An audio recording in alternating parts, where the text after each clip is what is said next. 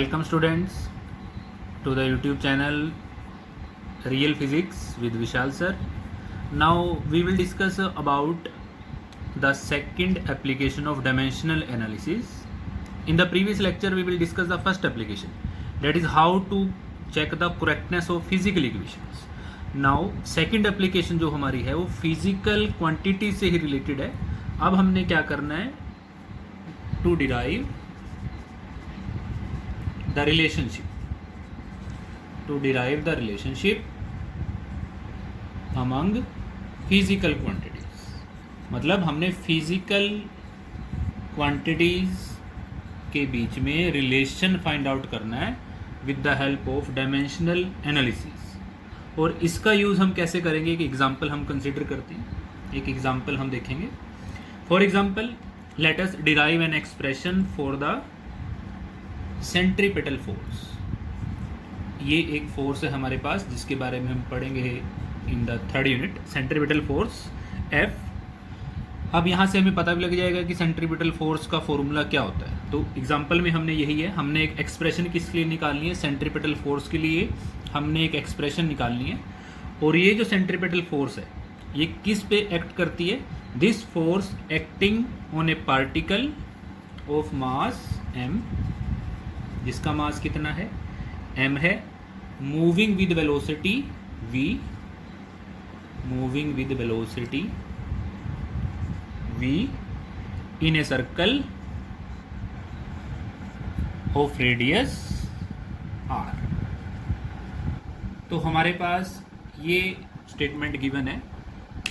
हम we have to derive the expression for centripetal force which is acting on a particle of mass m, जिसका मास m है, और वो particle किस velocity से मूव कर रहा है v, और कैसे मूव करता है in a circle of radius r. तो हमने इन चारों फिजिकल क्वांटिटीज, चार कौन कौन सी क्वांटिटीज है, force, mass, velocity and radius, इन चारों के बीच में एक रिलेशन निकालना है. तो सबसे पहले हमें पता है कि सेंट्रीपिटल फोर्स के लिए हमने एक्सप्रेशन निकालनी है. तो centripetal force, now the centripetal force, अब हमने एक्सप्रेशन जिसके लिए निकालनी है, that is centripetal force denoted by F. This centripetal force, now this centripetal force will depend upon these three physical quantity. डेट इज ये जो फोर्स है हमारी किस किस पे एक्ट कर रही है, जिसका मास हमारे पास m है, वेलोसिटी कितनी है v, और रेडियस कितना है r. तो पहला स्टेप हमारा क्या है, हमने इन चारों के बीच में एक रिलेशन इस तरीके से लिख लेना है कि जिसके लिए एक्सप्रेशन निकालनी है वो क्वांटिटी हमने रखनी है ऑन लेफ्ट हैंड साइड, और ये क्वांटिटी जिस पे डिपेंड करती है वो फैक्टर्स हमने रखने हैं on right hand side. Again अब हमने इस इक्वेशन को थोड़ा सा मॉडिफाई करके इस तरीके से लिख लेना है, F directly proportional to m. इन फिजिकल क्वांटिटीज़ की पावर हम डिनोट करा देते हैं अपनी तरफ से, m raise to power a, v raise to power b, r raise to power c. Now इस प्रोपोर्शनैलिटी को जब हम इक्वालिटी में चेंज करेंगे, तो हमारे पास फर्दर एक कांस्टेंट मान लेते हैं, k आ जाता है, k m raise to power a, v raise to power b and r raise to power c. Now suppose this is equation 1. अब हमने क्या करना है, we have to put the values of dimensions in these physical quantities. Like for the force की हमारे पास क्या होती है, डायमेंशन mlt -2, k इज ए कॉन्स्टेंट, तो k की कोई डायमेंशन नहीं होगी. मास के लिए हम m लिखेंगे raise to power a, velocity के लिए लिखेंगे lt -1 raise to power b, and for radius is also a dimension of length, so length raised to power c. Now we combine all this, like k m raised to power a, here is l raised to power b and l raised to power c, so total is l raised to power b plus c, and t raised to power -1 into b, that is minus b, and here we have m l t -2.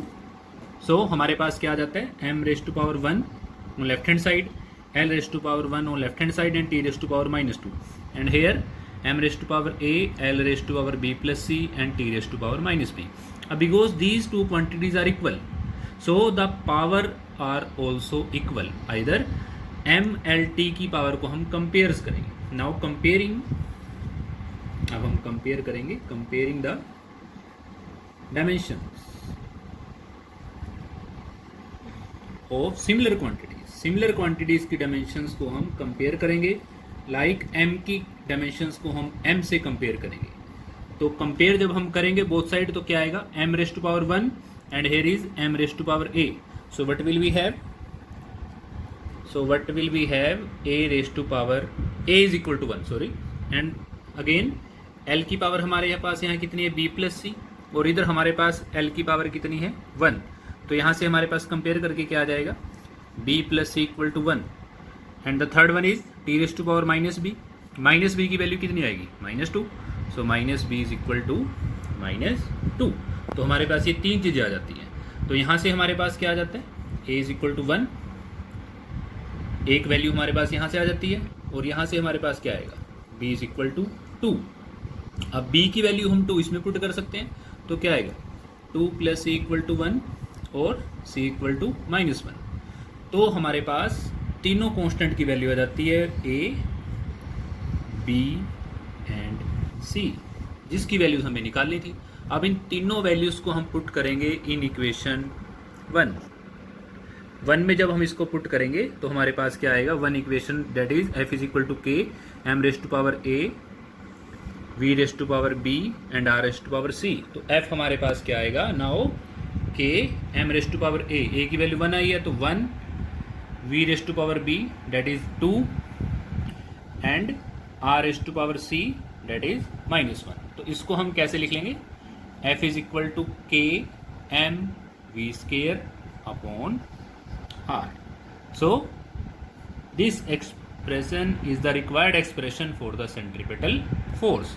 तो इस तरीके से हमने centripetal force के लिए एक formula निकाल लिया, k m v square upon r। k इज ए कॉन्स्टेंट, वैसे जब हम देखेंगे थर्ड यूनिट में k की वैल्यू 1 ही है। फॉर्मूला हमारे पास सेंट्रीपेटल फोर्स का क्या होता है, f is equal to M V square upon r। कुछ रिलेशंस में k की वैल्यू होती है, कुछ में नहीं होती, वो डिपेंड करता है डेट एक्सप्रेशन पे।